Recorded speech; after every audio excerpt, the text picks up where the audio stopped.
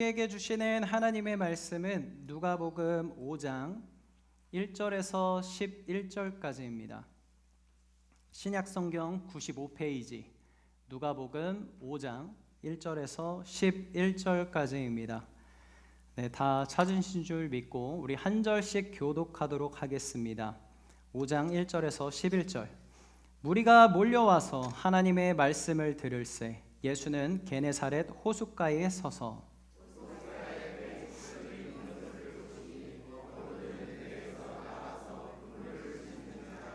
예수께서 한 배에 오르시니 그 배는 시몬의 배라. 육지에서 조금 떼기를 청하시고 앉으사 배에서 무리를 가르치시더니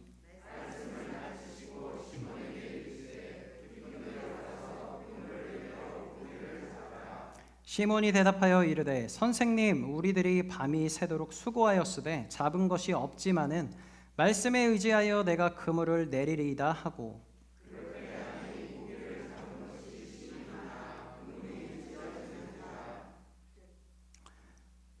이에 다른 배에 있는 동무들에게 손짓하여 와서 도와달라 하니 그들이 와서 두 배의 채움에 잠기게 되었더라.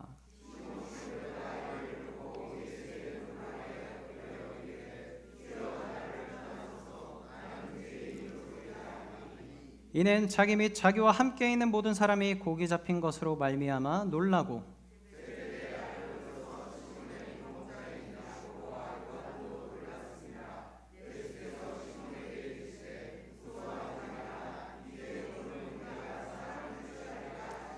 함께합니다. 그들이 배들을 육지에 대고 모든 것을 버려두고 예수를 따르니라. 아멘. 할렐루야. 네, 행복한 주일입니다. 우리 옆에 계신 분들과 이렇게 인사할까요? 오늘도 하나님께서 우리를 만나십니다. 네, 지금 하나님께서 이 자리에 임재하셔서 우리를 만나주시는 줄 믿습니다. 제가 오랜만에 이 주일 말씀을 준비하면서 과연 저와 여러분들에게 어떠한 말씀이 가장 유익할까라는 고민을 참 많이 했습니다. 우리가 2026년을 벌써 시작한 게 어제 같은데 부활절까지 지내고 벌써 4월 넷째 주인가요? 셋째 주인가요? 네, 벌써 넷째 주 주일까지 달려오게 되었는데요. 정말 빠른 시간을 지나가고 있는 것 같습니다. 이 현대 사회는 너무 바쁘게 돌아가다 보니까 우리가 2026년을 시작하면서 새롭게 결단했던 것들이 기억이 안 날 정도로 그냥 무색하게 그냥 막 확 지나가고 있지 않습니까? 어떻게 여러분 25년을 마무리하면서 26년에는 나는 이렇게 살아야겠다, 나는 저런 것들도 해봐야겠다 결단했던 것들을 어떻게 잘 이뤄가고 계십니까? 아멘이세요? 사실 아멘이라고 당연히 우리는 해야 하지만 뭔가 쉽지 않다라는 걸 당연히 다 느끼고 계실 거라고 생각합니다. 그래서 저와 여러분들에게 오늘 드리고 싶은 말씀의 제목은 뭐냐면 만나는 자와 따르는 자라는 말씀을 가지고 함께 나누길 원합니다. 우리가 26년 길다고 하면 긴 4개월의 시간 동안 하나님께서 주신 시간을 보내며 살아왔는데 크리스찬 된 우리, 예수님께서 제자 삼아주시고 자녀 삼아주신 우리가 과연 하나님께서 원하시는 모습대로 살아가고 있는가라는 질문을 저에게 먼저 던져봤습니다. 말씀하기 전에 던져봤더니 나는 왜 이렇게 변하지도 않을까? 하나님 앞에 기도한다고 하면서 말씀 본다고 하면서 하나님이 원하시는 모습대로 살아가야지라고 26년을 결단하고 살아왔지만 왜 나는 여전히 하나님 보시기에 부족한 믿음 생활을 하고 살아갈까라는 결론에 이르게 됐습니다. 그 이유는 제가 생각해 보니까 오늘 말씀의 제목처럼 지금까지 저는 하나님을 만나온 신앙의 수준으로만 머물러 왔기 때문에 내 삶의 변화들은 미약하게 나타나고 때때로 내가 할 수 있는 그 작은 것들을 그나마 해왔기 때문에 예수님을 따라가는 흔적이 아주 조금이나마 보이는 삶을 살아왔던 게 보이더라고요. 그 말은 무슨 말이냐? 지금 우리가 이 자리에 주님의 전에 모여서 하나님을 만나러 왔죠. 하나님을 만나러 왔지만 그 만남을 끝으로 그냥 끝나버렸기 때문에 우리의 삶이 하나님께서 원하시는 삶대로 이끌림받지 못하고 있다는 거예요. 오늘 말씀의 제목처럼 과연 우리의 신앙은 만나는 자에서 끝나는 것인가? 아니면 정말 하나님께서 원하시는 예수 그리스도를 따르는 삶으로 나아갈 것인가? 그것을 우리가 잘 결단하셔서 우리의 신앙생활이 하나님을 따라가는 삶으로 바뀌어지는 저와 여러분 되길 주님의 이름으로 축복합니다. 네, 예수님을 당연히 만나는 것도 너무나도 중요합니다. 어떻게 예수님을 만나지 않고 따라가는 길까지 갈 수 있겠어요? 만나는 자리에 왔기 때문에 하나님의 임재를 체험할 수 있고 하나님의 역사하심을 우리 삶 가운데에 느끼면서 살아갈 수 있는 것입니다. 하지만 그 만남으로만 끝난다면 여러분들 삶 속에서 누군가를 만날 때 어떤 친구와 약속을 잡고 만났어요. 그럼 그 친구와 다시 또 만날 거라는 정해진 꼭 약속이 있나요? 나는 이 사람을 내일 다시 만날 거야. 한 달 후에 다시 만날 거야. 아니면 1년 후에 다시 만날 거야. 이런 게 있습니까? 정해진 건 없죠. 아니면은 영영 죽을 때까지 그 사람을 만나지 못할 수도 있지 않습니까? 그거와 동일하다는 거예요. 우리가 예수님을 만났는데 그 만남이 사람을 만난 것처럼 어느 한순간의 이벤트로 끝나버린다면 그 예수 그리스도를 만난 것은 아무런 소용이 없다라는 것입니다. 만남을 통해서 예수님의 가르침대로 살아가려고 변화되어져야만 하는 우리 삶이 되어야만 한다라는 것입니다. 저는 이 말씀 볼 때 어떤 단어를 사전적인 의미들을 찾아보는 거 사실 좋아하거든요. 그래서 이 따르다의 의미를 한번 찾아봤어요. 한번 띄워주세요. 따르다. 네, follow라고 되어 있고 다른 사람이나 동물의 뒤에서 그가 가는 대로 같이 가다. 아니면 어떤 의견이나 행동을 지지하고 합류하다. 아니면 명령, 의견, 법규 등을 그대로 실행하거나 따르다. 이게 세상에서 말하는 따르다의 의미예요. 그러면 하나님의 자녀된 우리에게 예수님을 따르다라는 의미는 어떻게 될까요? 한번 띄워주세요. 예수님을 따르다, following Jesus 한다는 건 예수님이 인도하시는 곳으로 우리가 움직인다. 예수님의 가르침대로 우리가 행동을 하는 것이다.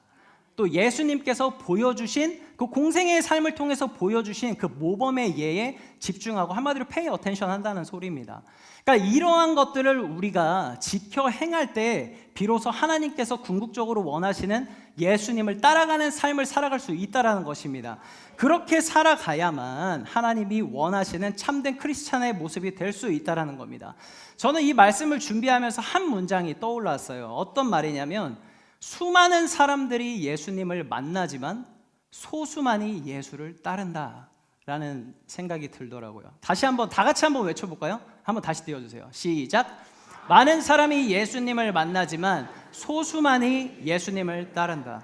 네, 이게 저와 여러분의 삶 속에 있다라는 거예요. 지금 우리가 이 자리에 많은 사람들이 모여서 함께 예배를 하고 하나님을 만나지만 정작 우리 삶 가운데서 하나님이 원하시는 그 모습대로 예수님을 따라가는 삶을 사는 사람들은 소수라는 거예요. 그래서 오늘 분명히 그 다른 두 단어로 얘기합니다. 예수님을 만나는 것과 예수님을 따르는 것. 그렇다면 오늘 그 말씀 본문에서 어떻게 예수님을 만나는 것과 따르는 것을 보여줬는지 한번 보기 원합니다. 오늘 누가복음 말씀을 봤지만 사실 이 마태복음과 마가복음에도 동일하게 예수님께서 그 제자들을 부르시는 장면이 나옵니다. 하지만 제가 누가복음을 선택한 이유는 단지 제자들만 부른 모습이 나오는 것이 아니라 우리가 1절에 본 것처럼 무리가 몰려와서 하나님의 말씀을 들을새 예수는 게네사렛 호숫가에 서서라고 나옵니다. 많은 사람들이 예수님을 둘러싸고 있었대요. 그 말은 무슨 말이에요? 그 장소 가운데 예수님이 계신 그 장소에서 정말 많은 사람들이 예수님을 만났다라고 얘기하고 있는 겁니다. 제가 말씀드리는 포인트가 이제 이해가 되시죠?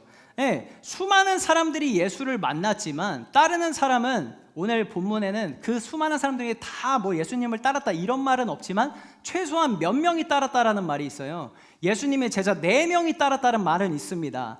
네, 시몬 베드로, 그의 형제 안드레, 세베대의 아들 야고보, 그의 형제 요한 이렇게 나오죠. 사실 누가복음에는 3명이 나오지만 마태복음과 마가복음을 다 보면 이렇게 4명이 나온다는 걸 알 수 있어요.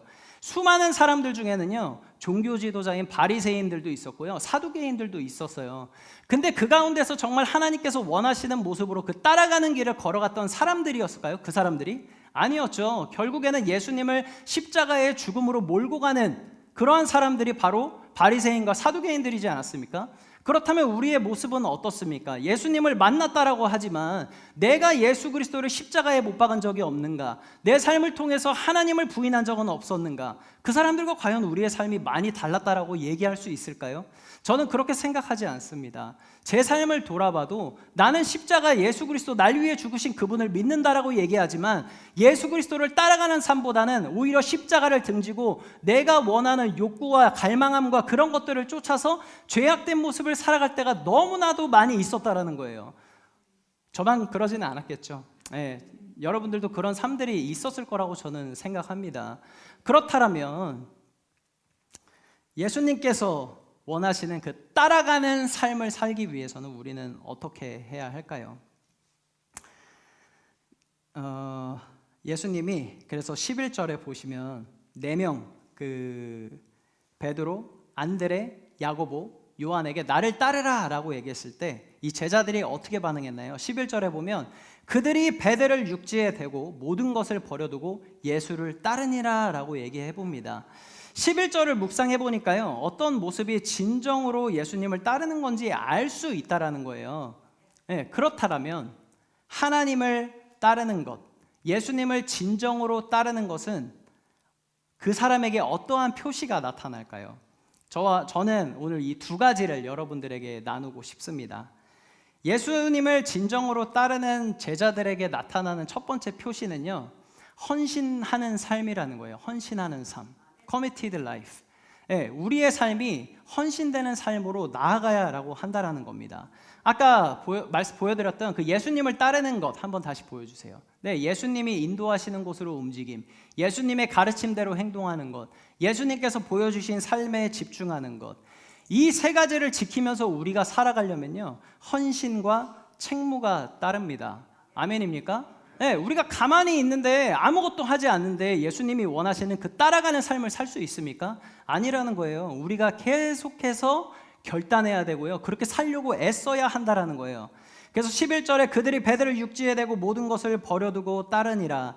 여기에 말하는 모든 것은 뭘까요? 모든 것. 너무 광범위하지 않습니까? 어떻게 생각하면 너무 많은 것들이, 정말 많은 것들이 모든 것이 될 수도 있고 별거 아닌 것들이 모든 것이 될 수도 있어요. 근데 이 말씀에서는 3가지를 얘기합니다. 오늘 본문에서는 2절을 보면요, 호숫가에 배 2척이 있는 것을 보시니 어부들은 배에서 나와서 그물을 씻는지라. 그럼 이들은 어떤 사람들입니까? 어부죠. 그들의 직업을 먼저 하나님 앞에 내어드렸다라는 겁니다. 그리고 10절을 한번 볼까요? 10절이 아니라 2절을 한번 보겠습니다. 2절. 호숫가에 배 2척이 있는 것을 보시니 어부들은 배에서 나와서 그물을 씻는지라. 배도 있고 그물도 있어요. 그거는 자기들의 재산이 되겠죠. 지금이나 그때나 배를 소유한다라는 거는 작은 재산입니까? 어마어마한 재산이죠. 지금 배 타는 사람들 보면 몇십 년 선원으로 일을 해서 겨우 조그만한 배 하나 살까 말까 하잖아요. 그들의 배, 그들의 그물도 어마어마한 재산이잖아요. 2번째는 바로 그 소유, 그들의 소유를 하나님 앞에 내어드렸다라는 거예요. 헌신했다라는 거예요. 3번째는 마지막으로 무엇이냐면 6절, 7절. 그렇게 하니 고기를 잡은 것이 심히 많아 그물이 찢어지는지라. 이에 다른 배에 있는 동무들에게 손짓하여 와서 도와달라 하니 그들이 와서 2배의 채움에 잠기게 되었더라. 이건 뭡니까? 어마어마한 물고기를 잡았대요. 그럼 그들의 이익이 되지 않습니까? 그들의 이익을 내버려두고 하나님 앞에 헌신하며 나아갔다라는 거예요. 그러니까 이들이 내어드린 것은 그들의 직업, 그들의 소유, 그들의 이익, 이렇게 3가지를 하나님 앞에 헌신하며 나아갔다라는 겁니다. 근데 중요한 것은 무엇이냐면 헌신은 무엇을 통해서 그럼 나타날 수 있을까요? 이 제자들이 한 것처럼. 제가 말씀드리고 싶은 건 결단과 헌신은요, 말로 하는 것이 아니라, 생각으로 하는 것이 아니라 오직 희생으로만 할 수 있다는 거예요. 뭐로 할 수 있다고요? 희생을 통해서 여러분들의 헌신이 하나님 앞에 입증될 수 있다는 거예요.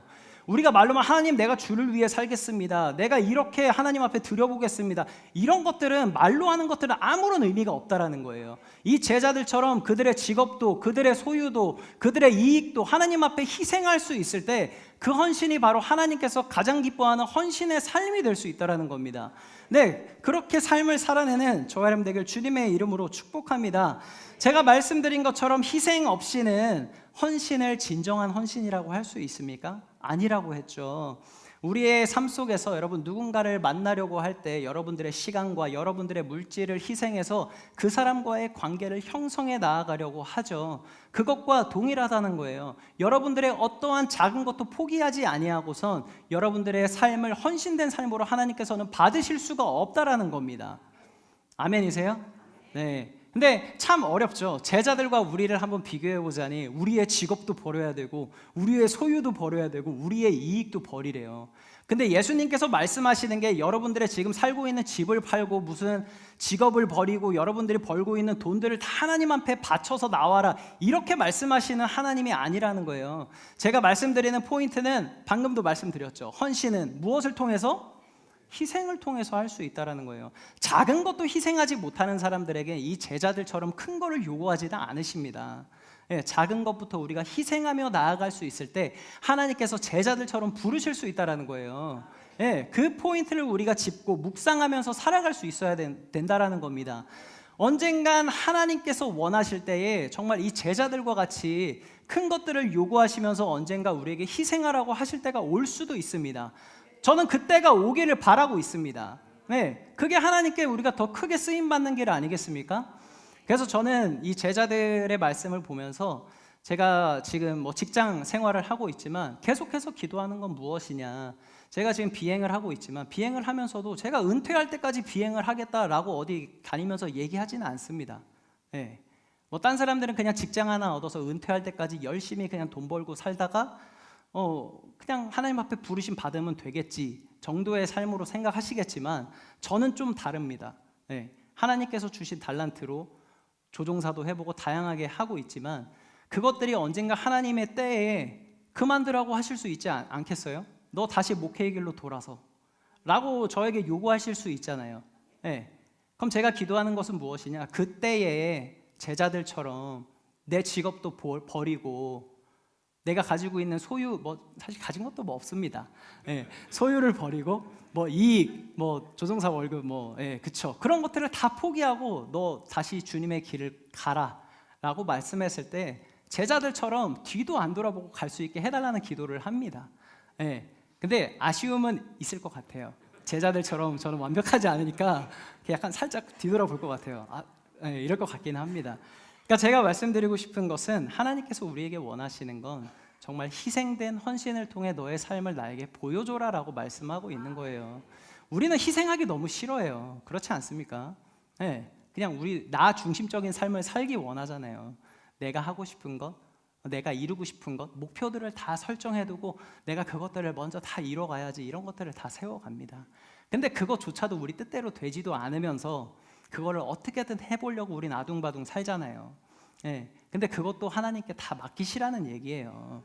예, 우리가 할 수 있는 게 뭐가 있습니까? 제가 잘나서 뭐 조종사 됐겠어요? 제가 뭐 잘나서 뭐 신학대학원 졸업해가지고 목사가 됐겠습니까? 아니라는 거예요. 다 그냥 하나님께 맡기세요.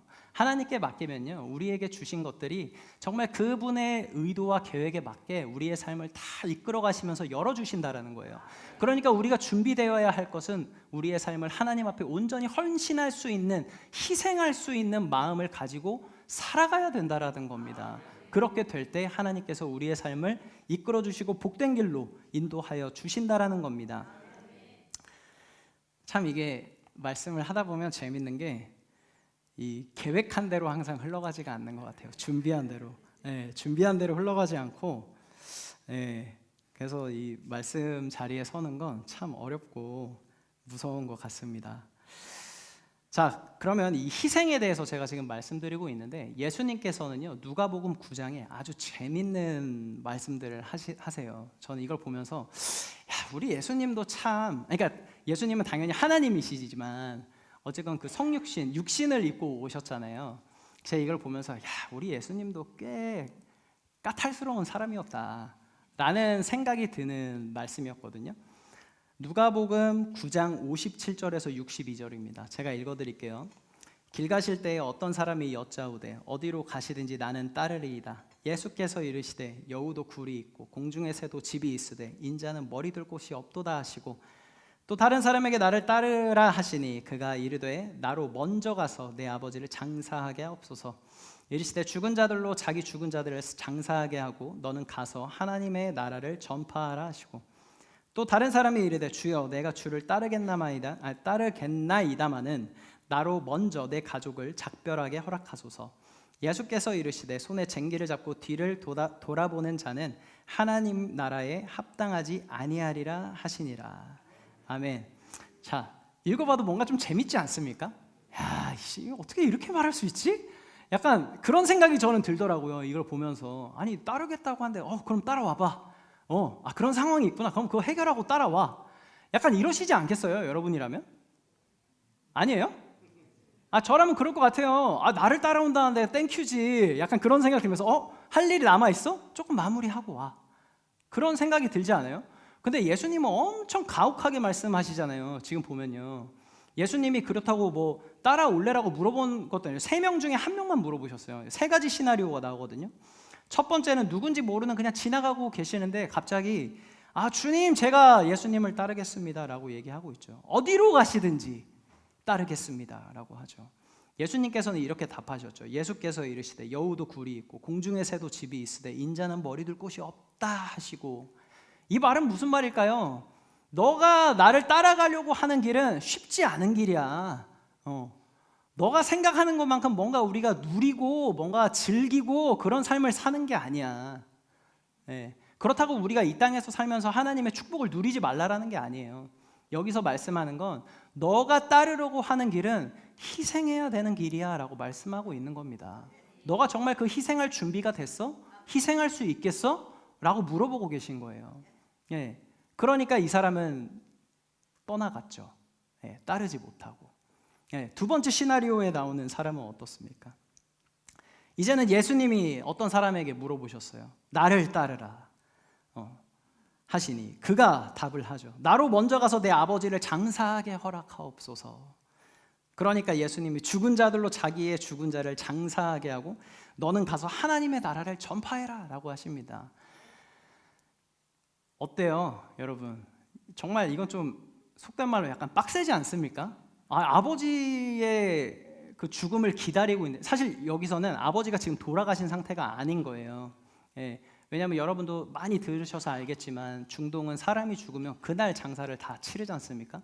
아버지가 만약에 돌아가셨다라면 지금 길거리에 와서 예수님 만나고 있을 여력이 없다는 거예요. 예수님을 안 만나고 이미 장사를 치르고 있었겠죠.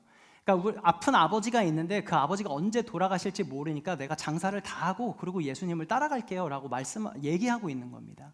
그랬더니 그거는 그냥 다른 사람들이 처리하게 두고 너는 하나님의 나라를 위해서 따라오려면 따라와 이렇게 말씀하고 계신 거예요. 어떻습니까? 저는 사실 이 두 번째 사람을 보면서 완전 나랑 똑같은 사람이다. 나랑 똑같은 사람이다. 왜냐하면 내가 뭔가 아직 할 게 남아있어. 처리해야 될 게 있어. 그 말은 뭐예요? 우리가 세상 살면서 내가 어느 정도 직장에도 들어가 보고 직장에서 높은 자리에도 올라가 보고 어느 정도 이뤄보고 그러고 나서 하나님 따라갈게요 하는 거랑 똑같은 거거든요 사실. 그렇지 않습니까? 뭐 저로 따지면 이런 거예요. 어렸을 때부터도 저도 이런 얘기가 있었지만 주님이 다시 오신 그 날은 누구나 다 기다리고 있죠. 기다리고 계시죠? 기다리고 있지만 저는 거기에 약간 조건을 달았어요. 항상 그 뒤에 제가 결혼을 하면 오시면 어떨까요? 막 이런 조건을 항상 달았어요. 그래도 결혼은 해보고 부르심 받아야 되지 않겠습니까? 약간 이런 게 있었는데 약간 이런 느낌이라는 거예요. 아직 우리가 세상 속에서 할 것들을 많이 남겨놓고 여전히 하나님을 따라가는 걸 주저하고 있다는 거예요. 그러니까 하나님 나라를 전파하라고 하는 얘기는 너희 세상의 것에 기준을 두지 말고 하나님 나라의 기준을 두고 나를 쫓아와라라고 말씀하고 계신 거예요. 그렇게 우리가 살아가야 될 수 있어야 한다라는 거죠. 그리고 마지막 세 번째 사람도 있습니다. 세 번째 사람에게도 또 다른 사람이 주여 내가 주를 따르겠나이다 하잖아요. 근데 예수님은 뭐래요? 손에 쟁기를 잡고 뒤를 돌아보는 자는 하나님 나라에 합당하지 않대요. 내가 해야 될 일들을 여전히 붙잡고 있으면서 하나님 앞에 있으니까 하나님 저는 따라갈게요 하면서 그 사람은 뒤를 돌아보고 있다라는 거예요. 그런 사람은 하나님 나라에 합당하지 못하대요. 이게 저와 여러분의 삶이라는 거예요. 예, 예수님은 만났는데 예수님을 따르라고 하니까, 아니면 따르려고 하는 마음이 생겼는데 내가 희생하고 싶어 하지는 않는다라는 거예요. 내 자신을, 내 삶을. 예. 그러니 우리는 하나님을 따르는 삶을 살고 있다라고 얘기는 하지만 여전히 우리는 만나는 수준에서 끝나는 신앙생활을 하고 있다라는 겁니다. 예, 하나님이 원하시는 건요, 우리의 삶을 희생해서 그분이 원하시는 헌신된 삶을 살아내길 원하신다라는 거예요. 그때 비로소 너는 나를 따를 수 있다, 너는 나를 따르는 자다라고 인정받을 수 있다라는 겁니다. 예, 그냥 우리가 예배 가운데 지금 우리는 만나는 자리예요. 지금 하나님을 만났어요. 그러면 따라가는 거는 어디에서 살아야 돼요? 교회가 아니라 여러분들의 삶 속에서 그걸 살아내야 된다라는 겁니다. 교회에서 예배드리는 시간 잠깐이잖아요. 기도하는 시간 잠깐이에요. 찬양하는 시간 잠깐입니다. 말씀 듣는 시간 잠깐이에요. 그럼 여러분들이 세상 속에서 사는 그 긴 시간 동안 하나님을 만남 속에서 이 잠깐 만났던 이 시간 속에서 그걸 따르는 삶으로 바꿔내려면 여러분들의 삶 속에서 희생된 삶이 나타나야 비로소 우리는 따라가는 삶을 살 수 있다라는 겁니다. 네, 그러한 삶을 살아내는 저와 여러분들에게 주님의 이름으로 축복합니다. 네, 그래서 저는 이 복음주의 목사님들께서 하신 말씀들을 참 좋아하는데요. 한번 띄워주시겠어요?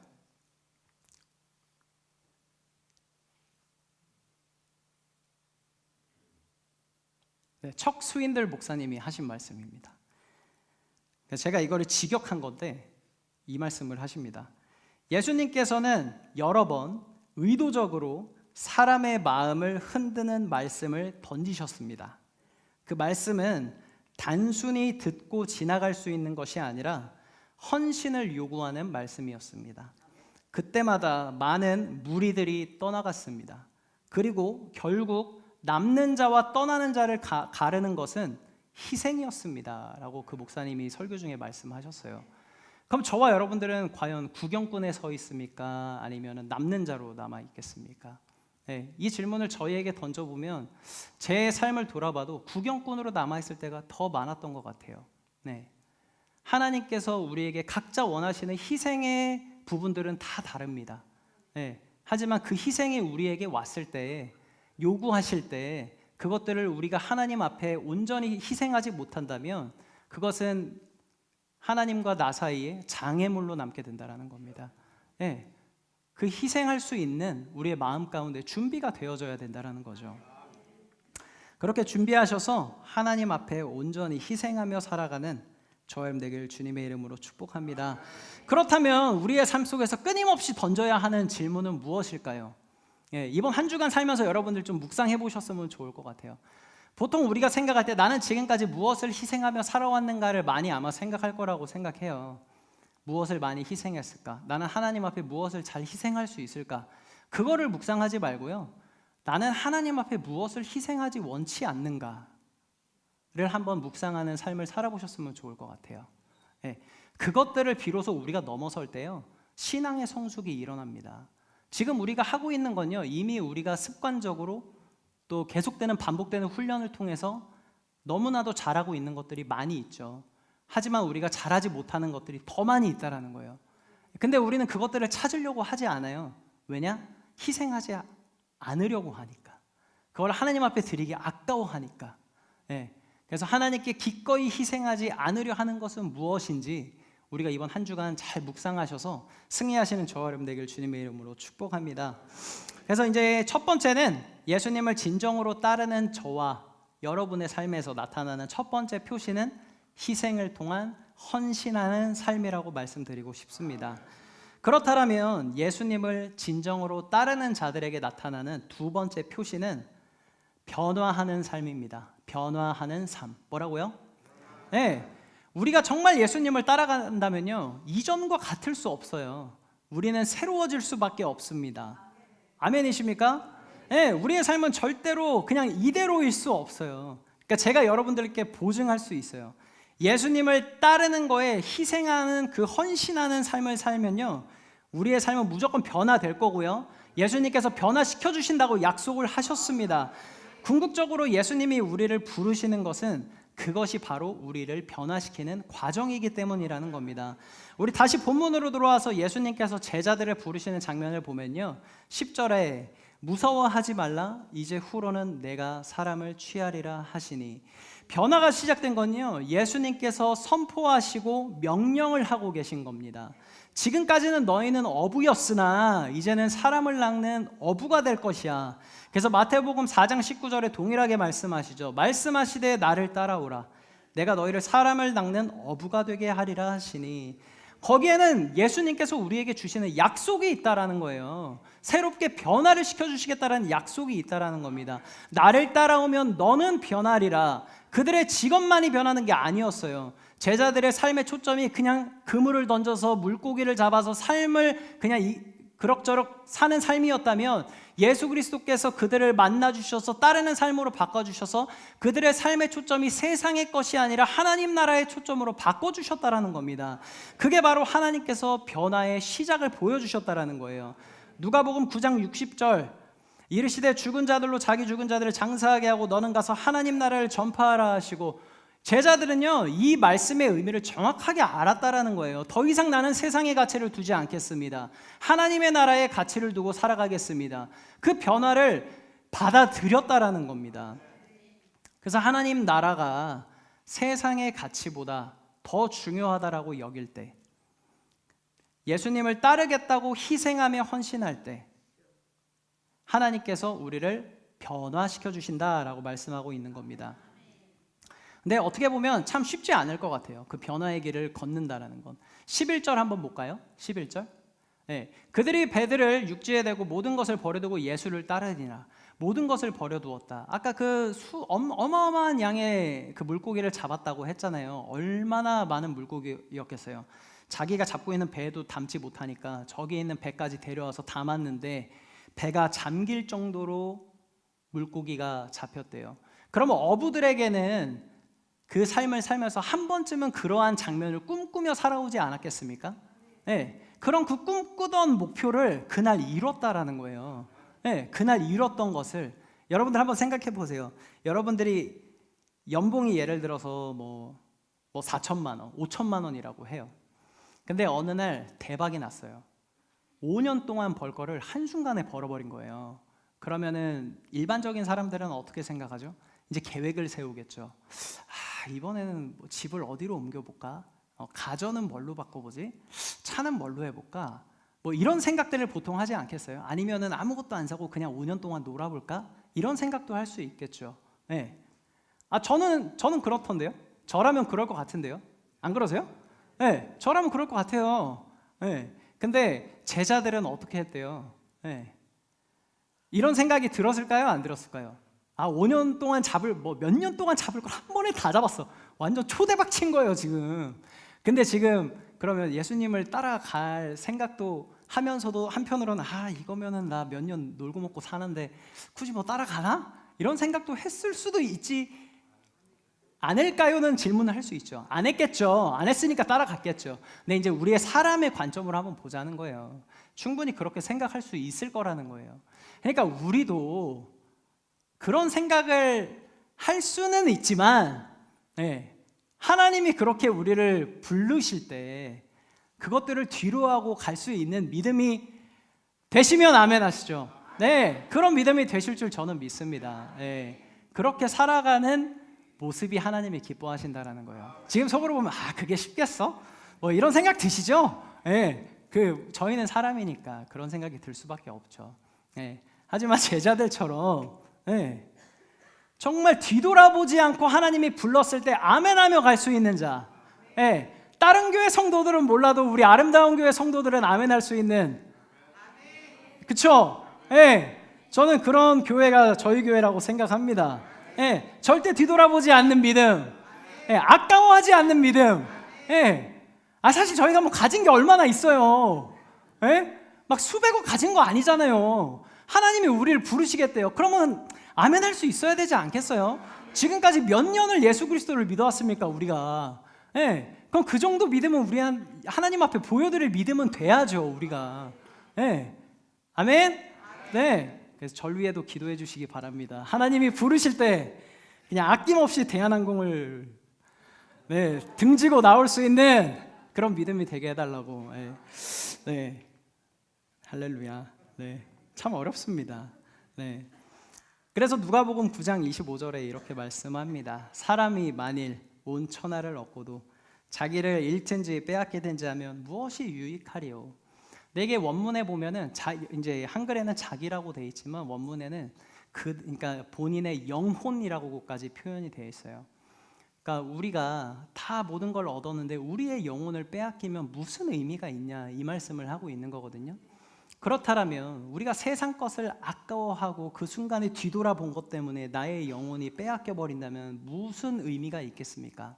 네, 그것처럼 제자들은 분명히 뭘 위해서 살아야 하는지 정확하게 알고 있었다라는 거예요. 저희도 그렇게 살아야 하고요.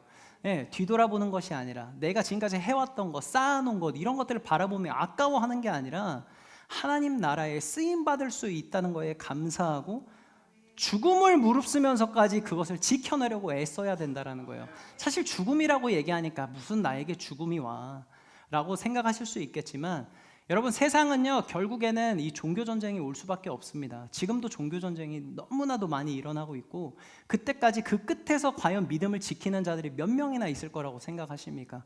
그게 바로 내가 돼야 된다라는 믿음을 가지셔야 된다라는 거예요. 세상 것 등지고 예수님만 바라보고 따라갈 수 있는 믿음이 될 수 있다야만 한다라는 것입니다. 이 제자들은요 정말 죽음을 무릅쓰면서까지 하나님 나라를 위해서 쓰임을 받았습니다. 세베대의 아들 야고보는요 예수님의 제자들 중에서 첫 번째로 순교한 제자인데요, 복음을 위해서 전파하고 선교하고 살다가 아그리파 1세에게 칼로 참수를 당했습니다. 시몬 베드로는 여러분들 잘 아시는 것처럼 십자가에 못 박혀 죽었지만 그 유세비우스 그 고전에 의하면 예수님처럼 죽는 게 자기는 합당치 않다 해서 거꾸로 매달려 죽었다라고 전하고 있습니다. 안드레도 예수님처럼 십자가에 못 박혀 죽었습니다. 근데 사도 요한은 유일하게 순교당하지 않은 예수님이 제자기는 합니다. 로마의 핍박 속에서 그 끓는 기름을 붓는 그런 핍박 속에서도 살아남고 또 반모섬에 유배당해서 요한계시록도 기록을 했었죠. 하지만 늙어서 이제 자연사 하게 되는데 자연사 한 것도 축복이긴 하지만 삶 속에서 얼마나 많은 핍박과 고난들이 있었습니까? 그러니까 예수님의 제자의 길로 산다라는 거는 우리에게 이런 일이 안 당하면 좋겠지만은 그건 보장할 수 없다라는 거예요. 우리에게 어떻게 그 고난과 핍박의 길이 열릴 줄 그건 예수님도 보장해 주시지 않잖아요. 이 땅에서 우리가 살면서 어떠한 어려운 일들이 벌어질지 모릅니다. 하지만 그 가운데서 믿음을 지킨 이 4명의 제자는 끝까지 하나님의 나라를 위해 쓰임 받았다라는 거죠. 우리가 하나님 나라에 지금 쓰임 받는 것 당연히 중요하죠. 하지만 하나님 앞에 쓰임 받아서 하나님 앞에 서는 그때까지 쓰임 받는 게 저는 더 중요하다고 생각합니다. 지금까지는 뭔가 하나님께 헌신하며 희생하며 우리의 삶을 내어드리는 것이 뭔가 부족했을지라도 오늘 말씀을 통해 내가 깨닫고 변화되어서 하나님의 말씀대로 순종하며 그 길을 따라가겠다고 고백하며 살아낸다면 제자들과 우리는 같은 삶을 살 수 있다는 거예요. 우리의 삶을 희생해서 그분께 드릴 때에 우리의 헌신된 삶을 그분께서 받아주시고 우리의 삶을 통해서 하나님께서 명령하신 대로 우리의 삶을 변화의 길로 이끌어 주실 때 그때 바로 하나님 앞에 서는 저와 여러분 되길 주님의 이름으로 축복합니다. 저는 어렸을 때 그런 말씀을 많이 들었던 것 같아요. 하나님 앞에 서는 걸 우리는 두려워해야 한다라는 그런 말씀들을 참 많이 들었던 것 같아요. 왜냐하면 하나님과의 관계가 가장 좋을 때 뭔가 부르심을 받아야 하나님 앞에 가서 좀 책망받을 게 적고 그나마 좀 충성되게 살아왔구나라는 말씀을 들을 수 있지 않을까요? 그러니까 여러분 우리가 내가 젊었을 때 신앙생활 이렇게 했지, 내가 젊었을 때 이런 것도 하나님 앞에 드려왔지, 이런 거 자랑하지 마세요. 지금은요, 또 내일은요, 하나님 앞에 설 때까지는요, 그게 더 중요하다라는 거예요. 차라리 옛날 거를 강조할 거였으면 차라리 그 순간에 하나님 앞에 부름받는 게 더 나았을지도 모릅니다. 하나님과의 관계가 가장 좋았을 거니까요. 그렇기 때문에 하나님 말씀을 들으면서도 우리는 두려워할 수 있어야 돼요. 왜 나는 그분을 따르지 못하지? 왜 나는 그분이 하신 것처럼 나는 내 삶의 작은 것도 희생하지 못하지? 이런 것들을 자꾸 묵상하시면서 우리의 삶이 그분이 원하시는 삶으로 변화될 수 있도록 자꾸 우리는 싸워 나가야 된다라는 겁니다. 예, 하나님은 우리가 예수님을 믿는다라고 선포한다라고만 해서 우리의 삶을 그분이 원하시는 형상대로 바꿔주지 않으세요. 예, 저는 청년들에게 항상 강조하는 게 뭐냐면 내가 하는 행위가 너무 중요한 거예요. 내가 바뀌지 않으려고 하는데 어떻게 하나님이 바꿔주세요? 못 바꿔주시지. 내가 애써야 돼요. 내가 싸워야 되고 내 육신을 쳐야 된다라는 거예요. 그렇지 아니하면 절대 우리는 하나님을 따르는 자들로 바뀔 수가 없습니다. 맨날 하나님만 만나다가 떠나가는 사람으로 그렇게 될 수밖에 없다라는 거예요. 예. 그래서 내일부터의 삶, 아니 그냥 지금 우리 오늘 성전을 나가면서부터의 삶은 하나님이 원하시는 삶을 살아내는 저 여러분들에게 주님의 이름으로 축복합니다. 참 하나님은 재밌는 분인 것 같아요. 그 맥스 루카도 목사님이 또 이런 말씀을 하셨어요. 하나님은 지금에 있는 모습 그대로의 당신을 사랑하십니다. 그러나 그 상태에 그대로 머물러 있는 것을 거부하십니다. 하나님은 당신이 예수 그리스도를 닮아가길 원하십니다. 네, 이렇게 그 목사님이 설교 중에 말씀하셨어요. 하나님은요, 지금 우리 있는 모습 이대로 사랑하시죠. 네. 하지만 하나님은요, 우리가 지금 그냥 이 모습 이대로 그냥 우리가 행복이나 쫓으면서 살아가는 삶을 원치 않으신다라는 거예요. 하나님은 우리의 행복을 위해서 오신 분이 아닙니다. 우리가 거룩하여지길 원해서 이 땅에 오신 거고요. 우리의 회복을 위해서 이 땅 가운데 오신 겁니다. 근데 우리는 뭔가 하나님을 믿으면 잘 되는 것 같고 행복해져야만 할 것 같고 이러한 믿음을 갖는데요. 그냥 단순한 행복은 하나님과의 거리가 굉장히 멀다라는 거예요. 네. 제가 한 가지 이 말씀을 준비하면서 이 예화를 하나 봤는데 아버지와 어린 딸 이야기입니다. 이제 아버지가 어느 날 딸을 이제 날씨가 너무 좋아서 이제 공원에 데리고 나갔어요. 근데 지금은 이제 다 우리나라는 보면 이제 우레탄 같이 다 깔려 있잖아요. 놀이터나 이런 데 보면 옛날에는 모래였잖아요. 모래. 옛날이라고 한번 생각해 보세요. 모래가 많은 데였는데 이제 딸이 막 거기서 놀다 보니까 막 모래도 만지고 또 애기들은 어때요? 모래를 막 집어서 먹기도 하잖아요. 근데 이제 아이스크림을 하나 사들고 이제 아빠가 왔는데 딸이 이제 그 입에 모래가 묻은 모습을 보고 이런 생각이 들었다라는 거예요. 아, 내 딸의 입에 모래가 그렇게 묻었을지라도 여전히 내 딸을 나는 사랑하는가? 했더니 당연히 너무 사랑하지, 내 딸인데. 그러면 입에 모래가 묻었다고 해서 좀 내 딸이 아닌 건가? 무조건 내 딸이지. 그러면은 내 딸을 지금 그대로 둘 것인가? 라고 질문을 하니까 절대로 아니라는 거예요. 예. 무슨 말인지 이해되시죠? 예. 우리의 모습은 지금 뭔가 부족하고 연약해 보일 수도 있습니다. 하지만 하나님께서는 우리의 모습 그대로 사랑하시지만 지금 뭔가 모래 묻어있는 상태의 모습 그대로 내버려두기 원치 않으신다라는 거예요. 왜? 우리를 더 나은 모습으로 변화시키길 원하시니까, 더 나은 모습으로 살아가길 원하시니까. 그게 하나님의 마음이라는 겁니다. 요즘 세상 사람들은 어떻습니까? 제일 듣기 싫어하는 말이 하나님은 당신을 사랑하고 당신을 변화시키기 원하십니다. 이런 말 듣기 정말 싫어해요. 왜냐하면 자기중심적이기 때문에. 대부분 젊은 사람들이 요즘 어때요? 그냥 내 모습 이대로 사랑해주면 안 돼? 이런 얘기들 참 많이 하잖아요. 나는 지금 내 모습 이대로가 너무 좋은데 왜 나는 이대로 받아줄 수 없어? 이런 얘기들 많이 하잖아요. 근데 하나님은 사랑하지만 그 모습 그대로 받아주실 수 없다라는 거예요. 매일매일 지나면서 더 나은 모습으로 변화된 삶을 살아내라는 겁니다. 하나님을 따라가면서 하나님이 원하시는 모습대로 변화되어져가는 우리의 모습을 하나님은 기다리고 원하고 계신다라는 거예요. 그러한 삶을 살아내는 것이 우리의 참된 크리스찬의 모습이라는 겁니다. 그래서 예수님을 따르는 자들에게 나타나는 이 두 번째는 변화된 삶이라고 말씀을 드렸습니다. 자, 이제 말씀을 어느 정도 이제 마무리하려고 합니다. 우리는요, 예수님을 따르려고 할 때, 그러니까 먼저 첫 번째 희생된 헌신을 통해서 예수님을 따르려고 할 때 조금씩 예수님처럼 변해 갈 것입니다. 그러면 이번 주 아까 말씀드린 것처럼 나는 어떤 것을 희생하지 원치 않는가라는 질문도 해야 되겠지만 한번 이것도 여러분들에게 한번 질문을 던져보면 좋을 것 같아요. 모든 상황 가운데서 예수님이라면 과연 어떻게 하셨을까? 네. 그러니까 뭐 문제 앞에서뿐만 아니라 여러분들이 행하는 뭔가 알고도 짓는 죄들이 있을 거고 계속 반복되는 죄악들이 있을 겁니다. 그럼 그 순간에 한번 질문을 던져보세요. 예수님이라면 과연 어떻게 하셨을까? 예. 그렇게 한다면 우리의 삶의 행동과 생각이 바뀌어질 거라고 저는 믿습니다. 아니에요? 네, 여러분들 예수님이라면 그 죄악의 길로 가려고 할 때 한번 그 질문을 던져보시라니까요. 그러면 절대로 그 길을 갈 수 없어요. 네, 순간 화가 나서 욕을 하고 싶어도 예수님도 이 순간에 욕하셨을까? 이 생각을 하면요, 내 입에서 욕이 안 나와요. 네, 그게 예수님을 닮아가는 삶이에요. 네, 그러한 질문들을 좀 던져보시기 바랍니다.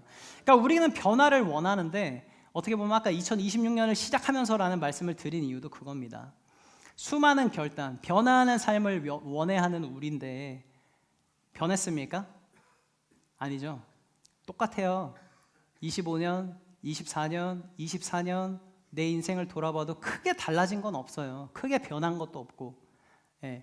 어쩌면 우리에게 필요한 거는 새해가 아닐 수도 있어요. 27년, 28년에 아무 의미 없어요. 새로운 해가 와서 새로운 말씀 카드 뽑았는데 우리의 삶에 어떠한 변화가 그렇게 많이 있었습니까? 많았나요? 저는 많지 않았던 것 같아요. 있기는 있었지만 막 드라마틱하게 막 바뀌진 않았던 것 같아요. 바꾸려고 애쓰지도 않았던 것 같고. 그렇기 때문에 우리한테 필요한 건 뭔가 새해가 필요한 게 아니라 그냥 우리 자신을 바꾸면 되는 거예요.